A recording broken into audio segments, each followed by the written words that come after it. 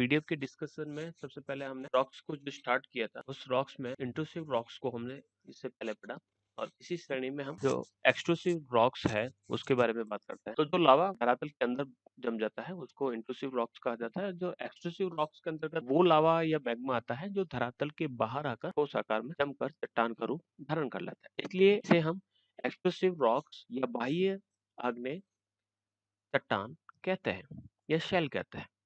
तो ये जो प्रक्रिया है ये कब घटित होती है कि ज्वालामुखी का जब उद्गार होता है।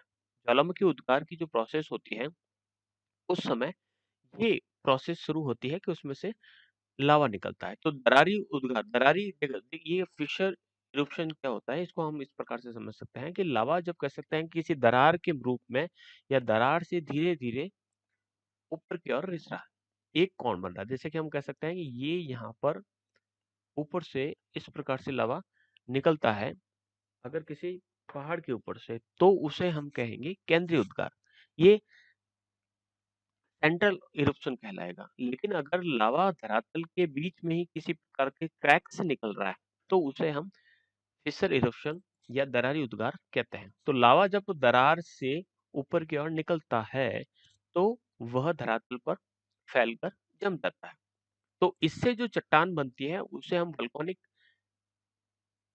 शेल या वल्केनिक रॉक्स के रूप में कहते हैं, यानी वोल्केनो रॉक या ज्वालामुखी चट्टान के बारे में उसे जाना जाता है।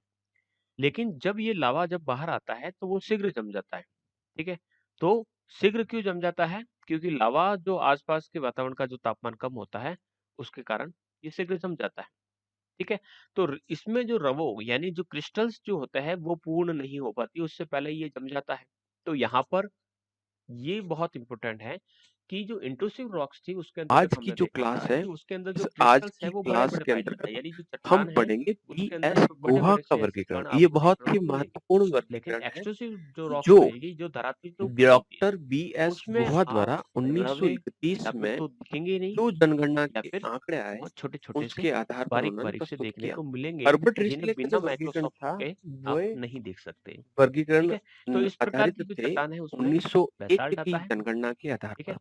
डॉक्टर बेसाल्ट जो गुहा है ने इसी प्रकार की भारत चट्टान के है। विभिन्न ग्रेनाइट जो भागों है के ढाई वो उसमें हजार से रवे भी अधिक ज़्यादा बड़े व्यक्तियों की दिखाई देते हैं, मानवमितीय आपके इंट्रूसिव रॉक्स के अंतर्गत आती एंथ्रोपोमेस्टिक है। जो पद्धति है, उसको लेकर गैब्रो प्रजातियों तथा का ऑब्सिडियन, वर्गीकरण किया ये और इसी इसे सेल के सर्वमान्य अंतर्गत आती है। वर्गीकरण गैब्रो क्या भारत होता है? का दिखने में कैसा माना होता जाता है? है। तो प्रजातियों इसको की हमने इग्निस रॉक उत्पत्ति का जो और उसके पीपीटी वर्गीकरण देखा था के उसके अंतर्गत क्षेत्र मैंने में इसका किया जाने वाला डायग्राम ये सबसे सफल डिटेल है, मैंने आपके और साथ शेयर वैज्ञानिक किया था। अध्ययन है। ऑब्सिडियन जो है और वो भी यही इसी सेल के कारण है अंतर्गत कि आती है। डॉक्टर जो इसको भी गुहा हम ने पुनः जो 2 भागों निष्कर्ष में निकाले, डिवाइड कर उसी सकते को हैं। आधार यानी मानकर हम हट्टन एक्सक्लूसिव जो रॉक्स है ने भी उसको भी अपना हम 2 वर्गीकरण भागों में डिवाइड करते हैं। प्रस्तुत एक किया। है इसी प्रकार एक्सप्लोसिव से हट्टन यानी जो तथा विस्फोट से बनती है, जो और सोशियोलॉजी के एक बहुत बड़े विचारक दूसरी जो रहेगी मजूमदार साहब उस ने भी दूसरी का जो नाम इसे रहेगा वो स्वीकार रहेगा किया और क्वाइट टाइम कहा है कि शांत। भारतीय तो हम सबसे प्रजातीय पहले इतिहास में यह एक पढ़ेंगे महत्वपूर्ण खोज है एक्सप्लोसिव और टाइप्स। यही कारण है। तो अब हम पढ़ेंगे विस्फोटक उद्गार से निर्मित एक्सप्लोसिव टाइप। अब किस प्रकार से, जैसे कि नाम से स्पष्ट हो रहा है कि विस्फोट हो रहा है, एक्सप्लोसिव हो रहा है, तो जो लावा जो निकलेगा वो काफी ऊंचाई तक जाएगा और फिर बिखर जाएगा, धीरे धीरे यहाँ से ऊपर से नीचे गिरेगा। तो लावा के साथ साथ चट्टानों के बड़े बड़े से टुकड़े यानी बम गिरते हैं। उसके साथ उसके छोटे छोटे भाग जो चने के आकार के होते हैं उन्हें हम लेपेली कहते हैं। इसके साथ कुछ महीन से कण भी निकलते हैं जिसे ज्वालामुखी धूल, डस्ट ऑफ वोल्केनो कहा जाता है। इससे भी बारीक होते हैं तो उसे हम टफ कहते हैं। जब छोटे बड़े कण इस प्रकार से मिश्रित होकर वहां पर इकट्ठे हो जाते हैं तो उन्हें ब्रेशिया कहा जाता है। तो यही जो पदार्थ हैं, जैसे कि टफ, जैसे कि सबसे बड़े भाग बम, उसके बाद लैपिली, टफ और मिश्रित भाग ब्रेशिया, ये सब भाग मिलकर बनाएंगे हमारी एक्सप्लोसिव रॉक्स। तो ये जो ब्रेशिया है या ये जो है ये अच्छी तरीके से कह सकते हैं कि आपके वहां पर इकट्ठी हो जाती है। तो इस प्रकार से जो चट्टानें बनती है तो वो आपके कहलाती है, यानी जो बम है, लेफिली है, ब्रेशिया है, टफ है, ये सभी आपकी विस्फोटक आग्नेय चट्टानें कहलाती हैं। कुछ शांत तरीके से क्वाइट टाइप जो चट्टानें बनती हैं तो लावा छोटे-छोटे से छेदों से धरातल बड़े शांति से आकर ऊपर आकर फैल जाता है। न किसी प्रकार की आवाज आती है, न लावा ऊपर की ओर उछाला जाता है। धीरे-धीरे लावा फ्लो होता रहता है। ठीक है? ये लगातार कुछ समय बाद चलता है, बंद हो जाता है, वापस चला जाता है। इस प्रकार से लावा की एक परत के ऊपर दूसरी परत जमती रहती है और लावा धीरे-धीरे मोटा होता रहता है और ये कार्य लगातार जारी रहता है। लेकिन इसमें परतें नहीं मिलती क्योंकि इनके बीच में आप विभाजक रेखा को नहीं दे सकते। विभाजक रेखा का अर्थ होता है कि 2 लाइनें अगर आपको कह सकते हैं पहली लेयर और उसके बाद दूसरी लेयर, तो बीच में आपको थोड़ा-सा एक जॉइंट दिखाई देगा। तो जॉइंट जो है इस प्रकार की चट्टानों में देखने को नहीं मिलता, इसलिए वहां पर परतदार सैलो के रूप में उसे नहीं जाना जा सकता। तो विभाजक रेखा स्पष्ट रूप से दिखाई नहीं देती। तो एक ही प्रकार के पदार्थों का जमाव होता रहता है। जैसे हम इसको इस प्रकार से कह सकते हैं कि जैसे हमने कुछ आटा बिखेर दिया, आटे के ऊपर अगर हल्दी डालते हैं, हल्दी के बाद आप वहां पर मिर्च डाल देते हैं, तो तीनों की लेयर को आप अलग-अलग तरीके से देख सकते हैं। लेकिन एक बार आटा डाला, उसके ठीक बाद में आपने एक बार और आटा डाला, उसके ठीक बाद एक बार और आटा डाला। तो तीनों ही जो आटे की जो परतें हैं, उनके बीच में आप विभाजक रेखा को नहीं दे सकते। आप नहीं बता सकते कि पहले कहाँ तक उस परत को बिछाया गया था। तो इसी प्रकार से लावा में विभाजक रेखा नहीं दिखाई देती है। इस प्रकार का लावा का जो विस्तार है, वो आपको 1,00,000 वर्ग मील के क्षेत्र में भी पाया जा सकता है और चट्टान की जो गहराई है 2000 से 5000 फीट के बीच तक भी आपको देखने को मिलती रहती है। तो 20 परतें के लगभग आपको इस प्रकार की देखने को मिलती है। जैसे कि हम प्रायद्वीपीय भारत की बात करें, तो वहां के जो पश्चिमी भाग है, वहां पर 3,00,000 वर्ग मील क्षेत्र में इस प्रकार का परता जो परतें हैं देखने को मिल सकती है।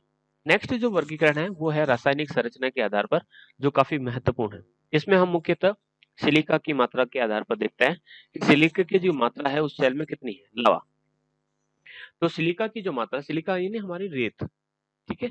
तो रेत जैसे पदार्थ हैं वो कितने पाए जाते हैं? तो सबसे पहले हम एसिड या अम्ल प्रदान या एसिड इग्निस रॉक की बात करते हैं, जब सिलिका की मात्रा 65 से 85% के बीच में पाई जाती है। यानी लावा जो है उस लावा में सिलिका 65% तक है, यानी 35% तक अन्य पदार्थ और 65% तक उसमें सिलिका। तो ऐसी चट्टानों को हम अम्ल प्रदान एसिडिक इग्निस रॉक कहते हैं।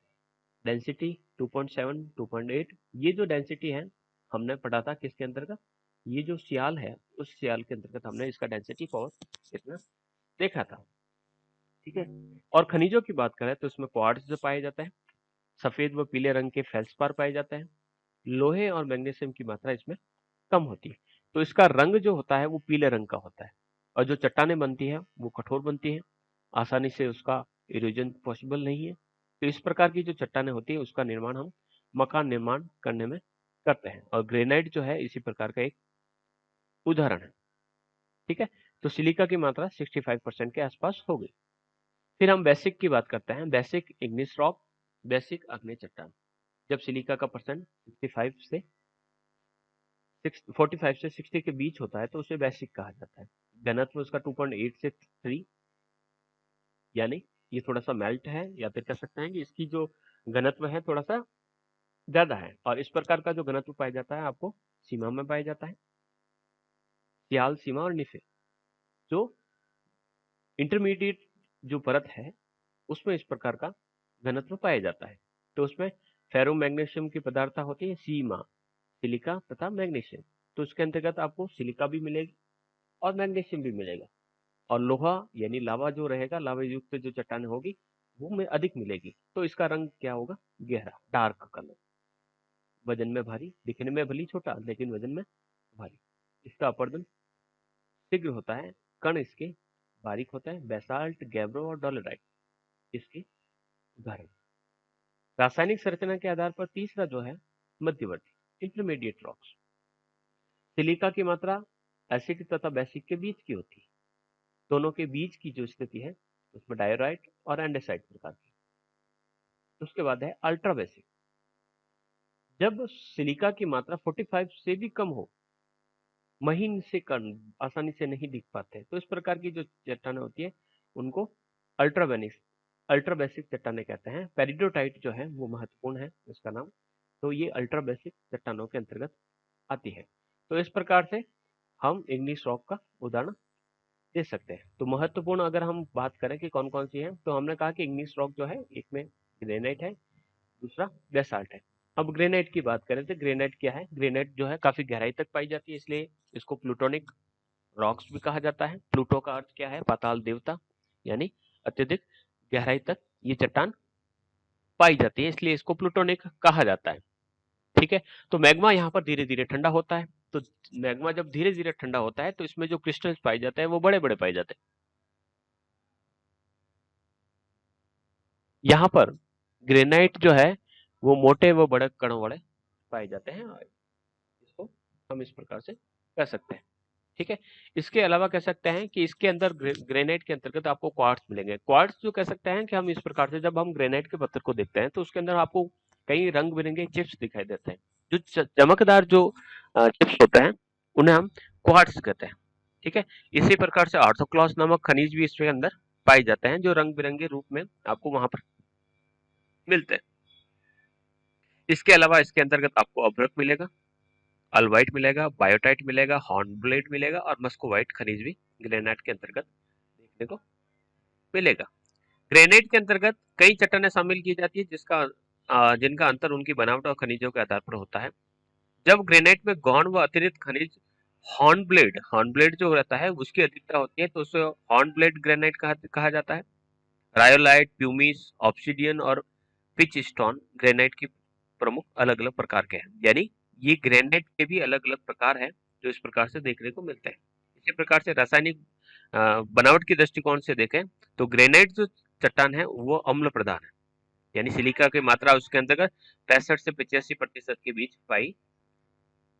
ग्रेनाइट सैलो की बात करें तो इसमें खनिजों का जो प्रतिशत है उसमें अगर देखा जाए तो उसमें क्वार्ट्ज जो है, ग्रेनाइट की बात करते हैं, क्वार्ट्ज की मात्रा सबसे अधिक, सॉरी, क्वार्ट्ज 31%, फेल्सपार 52%, यानी सबसे ज्यादा यहाँ पर फेल्सपार पाया जाता है। दूसरे नंबर पर क्वार्ट्ज पाया जाता है।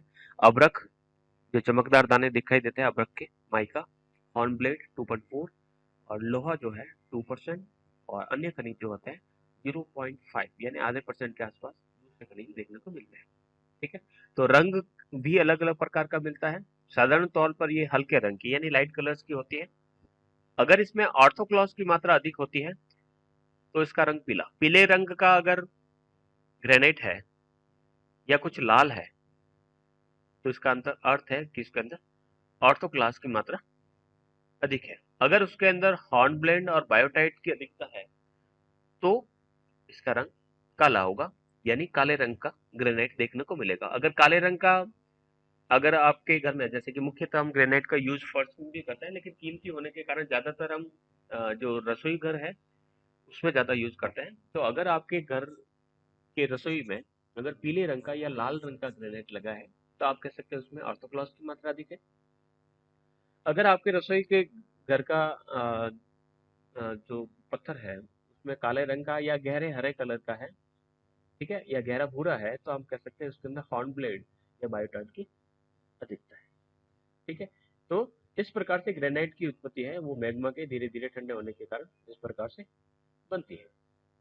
नेक्स्ट जो है दूसरा जो प्रकार है इसका वो है बेसाल्ट का। इग्निस रॉक को ही पढ़ रहे हैं हम। इग्निस रॉक में दूसरा जो प्रकार है बेसाल्ट। बेसाल्ट जो है वो धीरे धीरे आपके लावा जब बहुत ठोस रूप से शीघ्रता से हो गए तो कण जो पाए जाते हैं कम, यानी जो धरातल के ऊपर जो लावा जमता है उससे बनता है बेसाल्ट।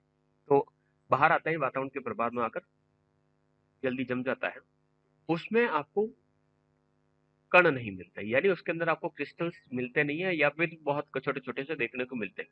ऐसी चट्टानों को हम ग्लासी बेसाल्ट यानी कांच के समान बेसाल्ट कहते हैं।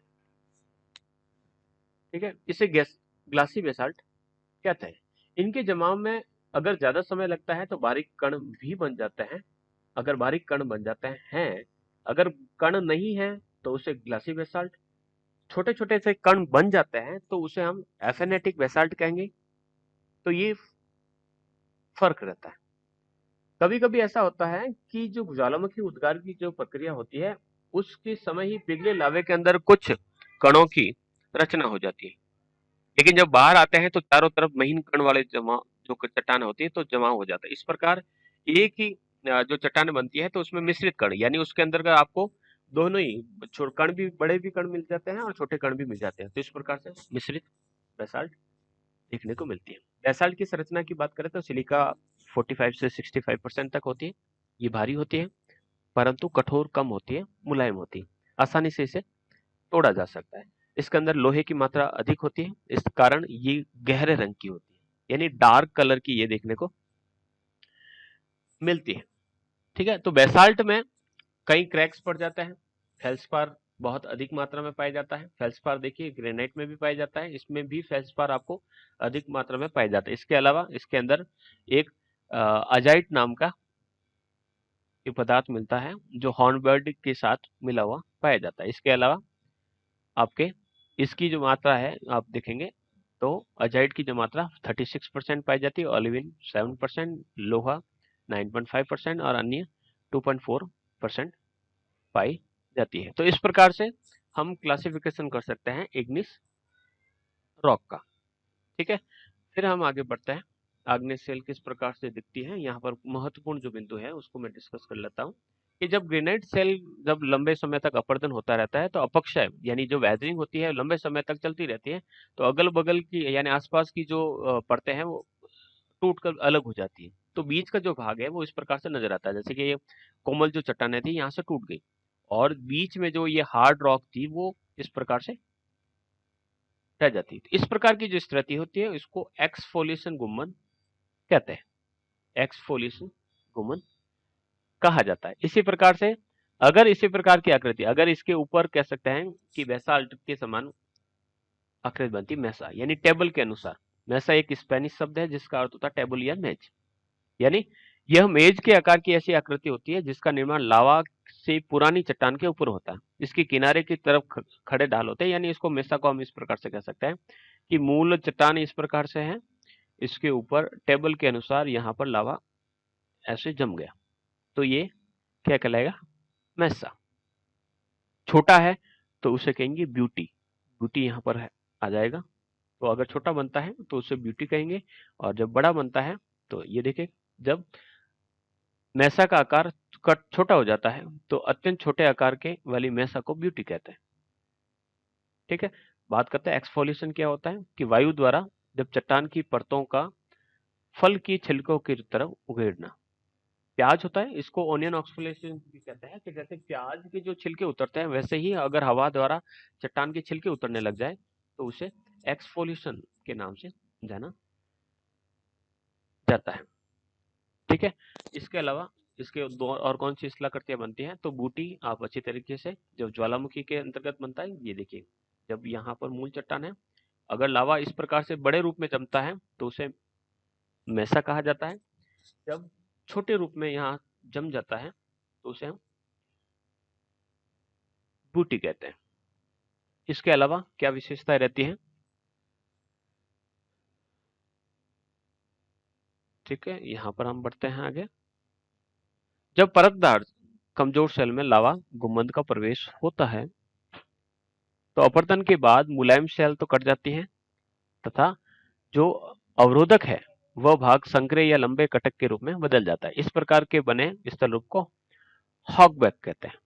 ठीक है, हॉकबैक का ही एक दूसरा रूप है क्वेस्टा। जब दोनों ही ढाल उसके खड़े हो तो उसको हम क्वेस्टा कहते हैं। क्वेस्टा को हम यहाँ पर देख पाएंगे, अभी चित्र मैं आपको अगली क्लास में बताऊंगा।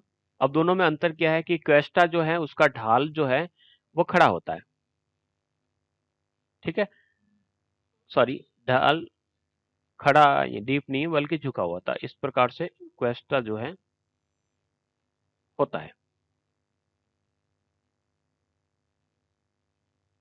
क्वेस्टा एक स्पेनिश वर्ड है जिसका अर्थ होता है पहाड़ी श्रेणी। ये किताब से हम डायरेक्ट अध्ययन कर रहे हैं। ठीक है, तो इस प्रकार से आपका रहेगा आग्नेय चट्टान। अगली क्लास में हम अवसादी चट्टान को बिग रिव्यू जो रहेगा उसको डिस्कस करेंगे।